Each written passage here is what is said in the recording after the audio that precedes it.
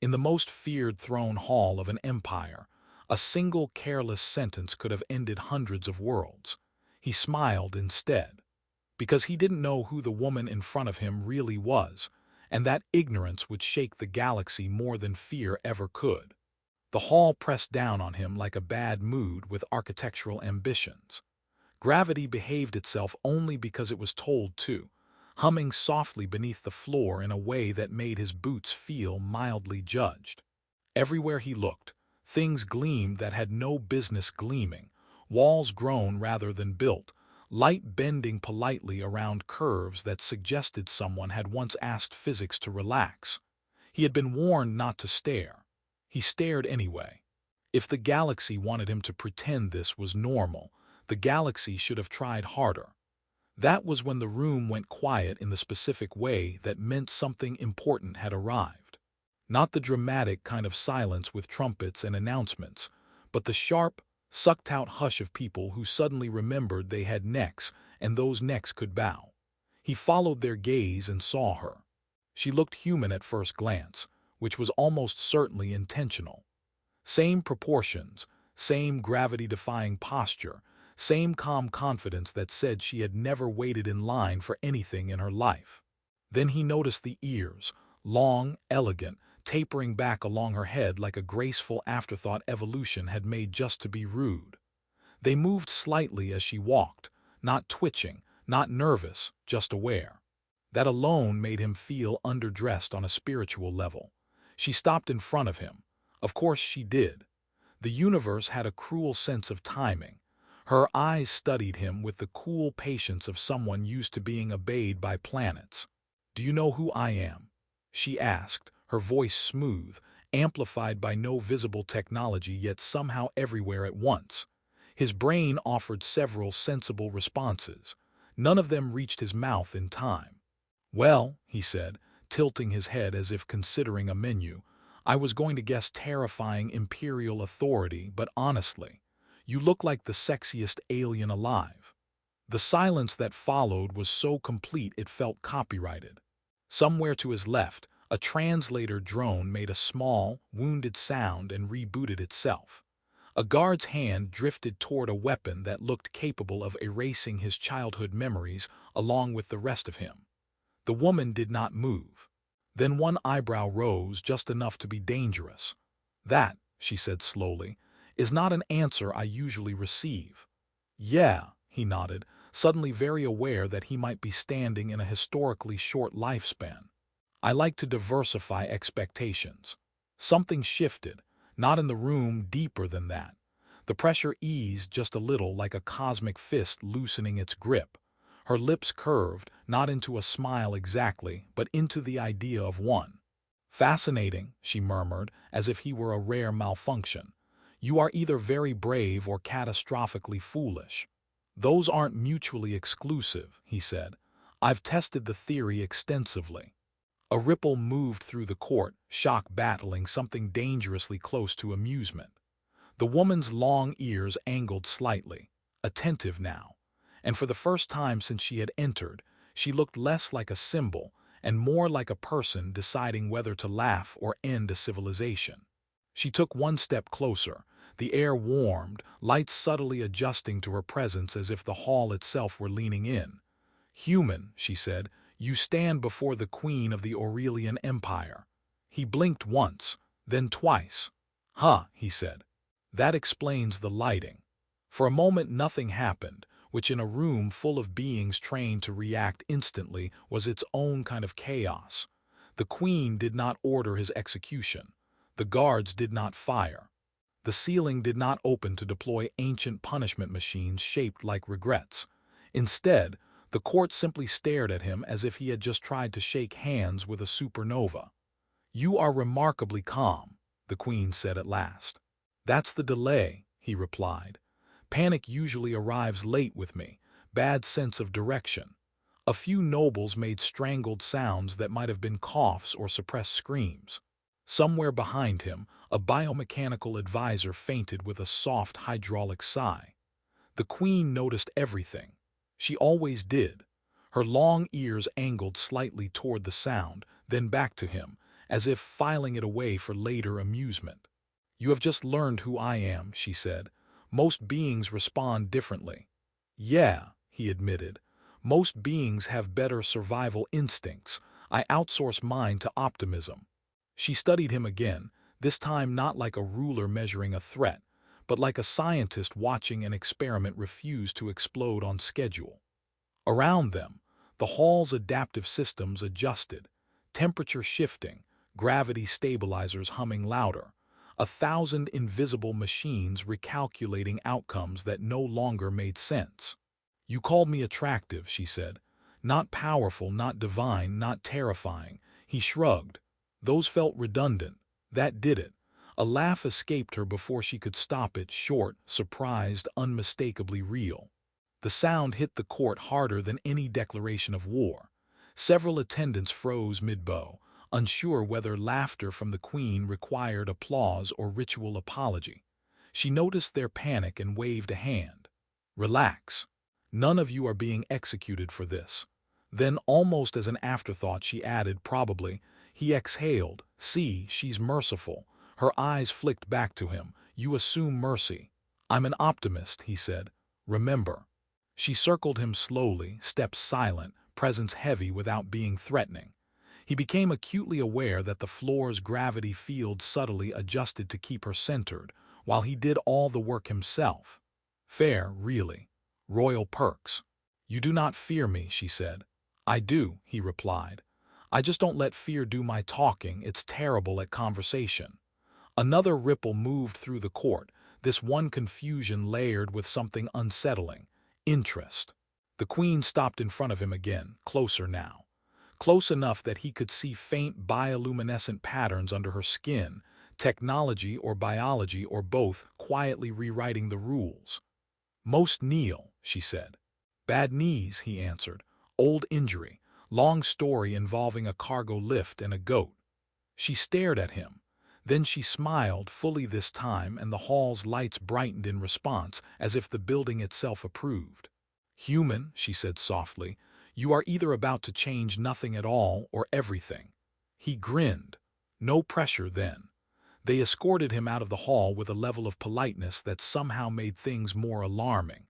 No restraints, no weapons aimed at his spine, just a shifting corridor of guards whose armor whispered to itself as they walked. The floor subtly reconfigured under their steps, guiding them without visible seams, like the building had opinions about traffic flow. "So," he said after a minute because silence made him itchy, "is this the part where I'm discreetly vaporized, or the part where I sign something I definitely should read first?" No one answered. One guard's visor flickered, recalculating whether humor was contagious. They brought him into a chamber that felt smaller, though he suspected that was psychological. The walls dampened sound aggressively, swallowing echoes before they could feel important. A faint shimmer slid across the air as the privacy field activated, the kind of technology that politely informed the universe it was no longer invited. The Queen was already there, standing near a table that wasn't quite solid until she touched it. When she did, it settled into reality with a quiet hum, like it had been waiting for permission. "You seem unimpressed by imminent danger," she said. "Oh, I'm impressed," he replied. "I just don't want it getting a big head." She considered that. "You realize you insulted my entire court." "I know," he said. "In my defense, they started it by being terrifying." One corner of her mouth twitched. She gestured, and a seat unfolded from the floor behind him, gravity adjusting just enough to encourage compliance. He sat, carefully. The chair felt sturdier than it looked, as if daring him to complain. "Why are you here?" she asked. "Officially," he said, "accidental cultural exchange. Unofficially, I followed a shipment, missed a shuttle, and made a series of bold life choices." Her long ears shifted, an expression he was starting to recognize as amusement. "You speak to me as if I am not a queen." "Yeah," he said, "you already covered that part, and yet you persist." "Respectfully," he added, "I treat you like a person who happens to run an empire, not the other way around." That earned him a longer silence. The chamber's systems adjusted again, lights dimming a fraction, as if sensing a more delicate equation at work. "Most fear me," she said quietly. "Most people don't get past your reputation," he replied. "I'm bad at homework." She laughed again, softer this time, and the sound surprised both of them. Outside the chamber, alarms briefly spiked before settling, confused by unauthorized joy. "You are dangerous," she said. He blinked. "That's new, not because of strength," she continued, "but because you are unaffected by hierarchy." "Sure I am," he said. "I just don't let it decide who I'm allowed to talk to." She stepped closer, studying him with those calm, devastating eyes. "If I asked you to kneel now, would you?" He thought about it genuinely. "I'd ask why first." The queen smiled, slow and thoughtful. Somewhere deep in the palace, protocols quietly failed to account for that answer. The revelation did not arrive with fanfare. No drums, no blinding light, no voice proclaiming destiny. It came quietly, which somehow made it worse. She touched the table again and the surface rippled. Symbols bloomed across it, star systems, fleets, timelines branching like nervous thoughts. With a casual motion, she collapsed one branch. An entire future disappeared. 312 inhabited worlds, she said, almost conversationally. "Spared today." He stared. "I usually just delete emails." Her eyes flicked up. There it was, the confirmation. Not just a queen by title, but by consequence. Reality listened when she spoke. He felt it settle in his chest, heavy and undeniable. "You still haven't knelt," she observed. "Yeah," he said slowly. "I think my knees are on strike." Outside the chamber, the court waited. He could feel them through the walls, not physically, but the way one senses pressure before a storm. The queen waved her hand again, and the privacy field thinned just enough to let sound through. "Kneel," a voice called, an advisor, sharp, afraid. She did not repeat the command, she looked at him instead. He sighed. "Look, if this is about respect." "It is always about respect," she said. "Then I should be clear," he continued. "If I kneel now, it won't be because you scared me. It'll be because you asked. And you didn't." The chamber went very still. The lights dimmed another fraction, systems reallocating energy as if bracing for a decision that would echo. The queen turned toward the doors and raised her voice, calm and precise. "The human will not kneel." Gasps. Someone outside dropped something metallic. A tradition fractured audibly. "He stands by my permission," she continued. "And by my interest." She turned back to him. "Congratulations, you are now a problem." "Story of my life," he said. "Do I get benefits?" A sound escaped her before she could stop it, a laugh edged with disbelief. "You have embarrassed my court, unsettled my advisors, and violated 12 protocols." "Low score," he said.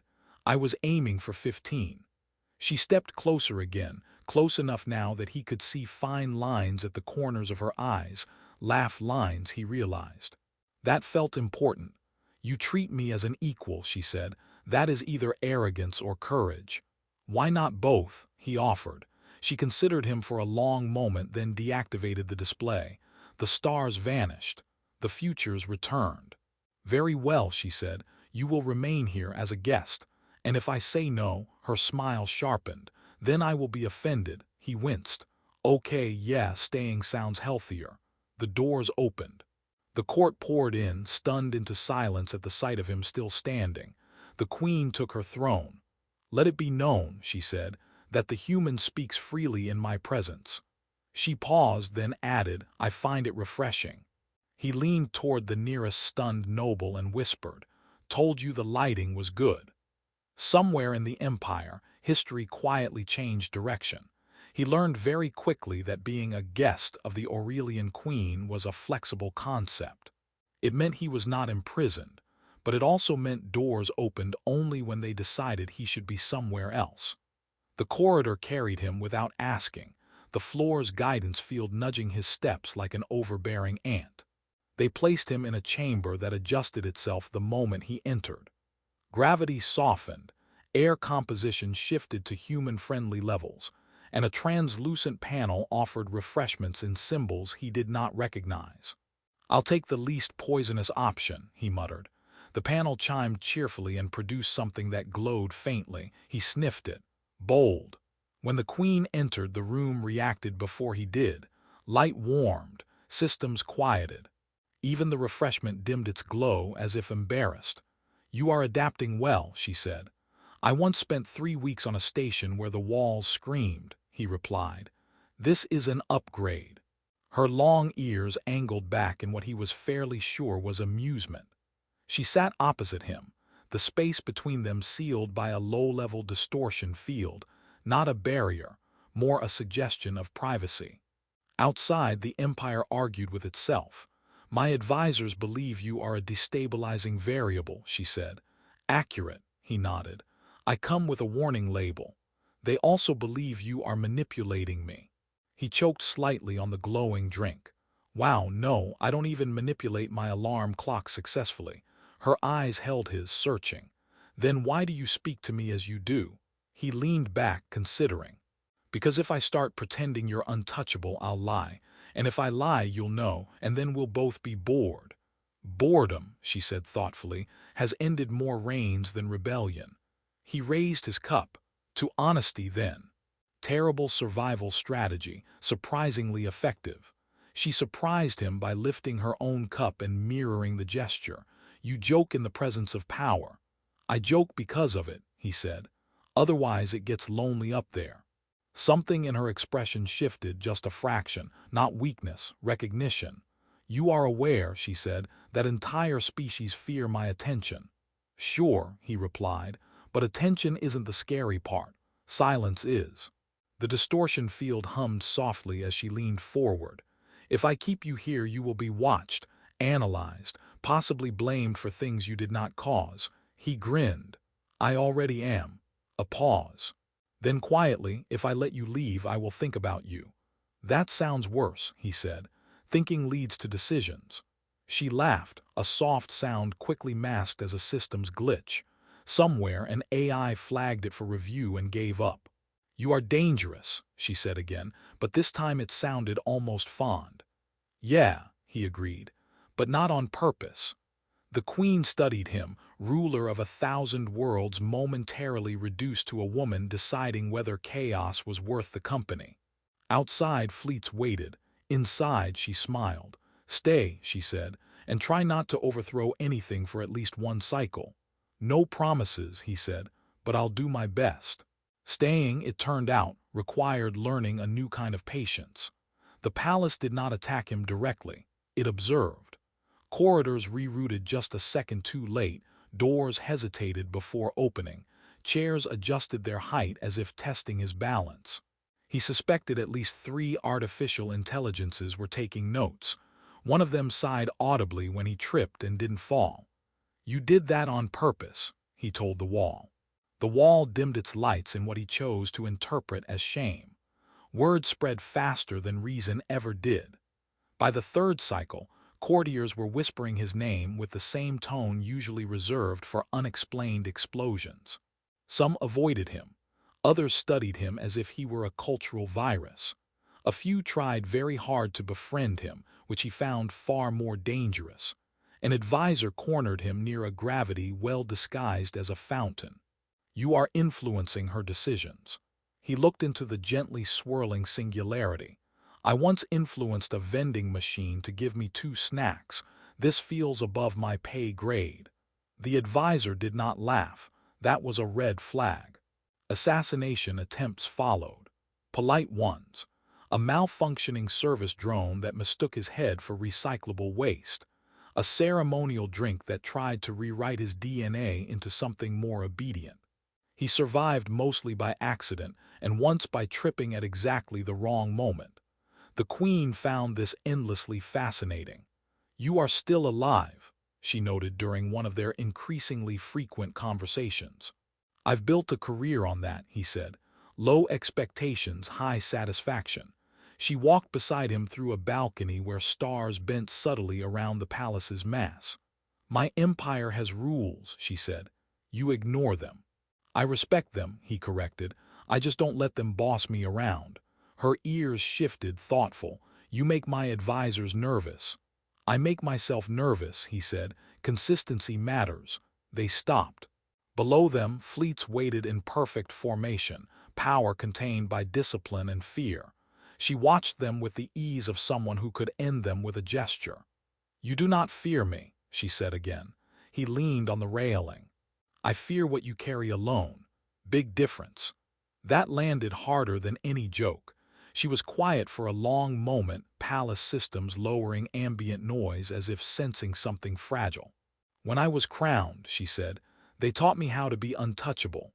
"And nobody taught you how to be human," he replied gently.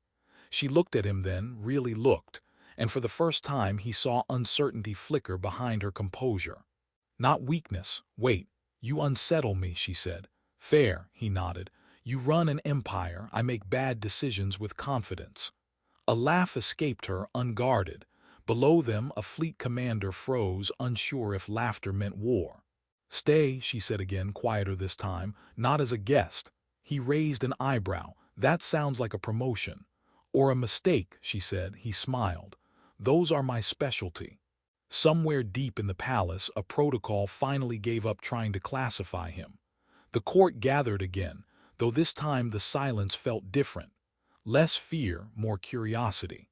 He stood where he always had, upright, hands in his pockets, pretending the weight of an empire wasn't humming through the floor beneath his feet. He had learned where to stand so the gravity felt normal. Growth, he figured, came in small adjustments. The queen sat on her throne, long ears relaxed, posture no longer carved entirely from inevitability. Advisors flanked her, armed with data, projections, and expressions suggesting several ulcers had developed over the last few cycles. "Proceed," she said. A holographic lattice bloomed between them, showing trade routes untangled, border conflicts cooling, protocols rewritten, not erased, just bent. The human recognized his fingerprints everywhere, not because he had planned any of it, but because he had asked inconvenient questions and refused to stop making jokes when answers grew uncomfortable. One advisor cleared their throat. "The human's influence has reduced internal tensions by 14%. See," he said quietly, "weaponized charm." Another advisor glared. "He is unpredictable." "That," the queen replied calmly, "is no longer the same as dangerous." She stood, the hall leaned in. "I was taught that a ruler must be distant," she said, "untouchable, feared." Her gaze flicked to him. "I was never taught that respect could survive laughter." A murmur passed through the court. No alarms, no executions. He shifted his weight. "For what it's worth, I did start out just trying not to die." She smiled at that, not the imperial smile, but the real one. And now, he thought about it, about the palace that no longer tested him, about the assassins who had given up, about the queen who now argued instead of commanded when they disagreed. "Now," he said, "I try to be useful." The queen raised a hand. "Let it be recorded that the human remains, not as a guest, not as a subject." She paused. "But as a voice." That hit harder than any title. Later, on a quiet balcony where stars bent gently around ancient technology, they stood side by side. No distortion field this time. No audience. "You changed," she said. "So did you," he replied. "You laugh now, terrifying honestly." She nudged him with her shoulder just slightly. "You are still fearless." He shook his head. "No, I just learned what's worth standing up to." Below them, fleets moved, not in fear but in trust. The empire breathed easier. Somewhere, a protocol rewrote itself and felt better for it. The queen looked out at the galaxy she ruled, then at the human who had never bowed.